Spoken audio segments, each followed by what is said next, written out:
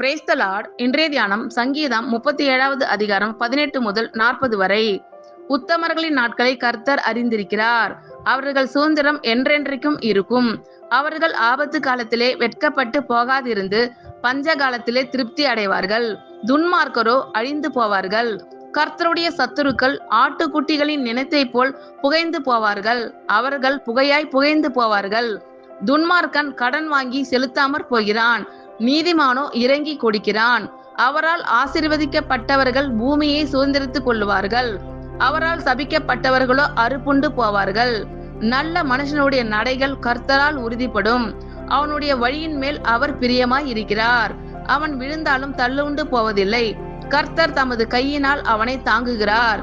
நான் இளைஞனாய் இருந்தேன், முதிர் வயது உள்ளவனும் ஆனேன். ஆனாலும் நீதிமான் கைவிடப்பட்டதையும் அவன் சந்ததி அப்பத்துக்கு இறந்து திரிகிறதையும் நான் காணவில்லை.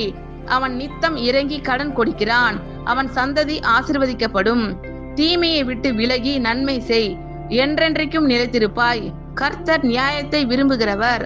அவர் தமது பரிசுத்தவான்களை கைவிடுவதில்லை. அவர்கள் என்றைக்கும் காக்கப்படுவார்கள். துன்மார்க்கருடைய சந்ததியோ அறுப்புண்டு போம். நீதிமான்கள் பூமியை சுதந்திரித்துக் கொண்டு என்றைக்கும் அதிலே வாசமாய் இருப்பார்கள். நீதிமானுடைய வாய் ஞானத்தை உரைத்து அவனுடைய நாவு நியாயத்தை பேசும்.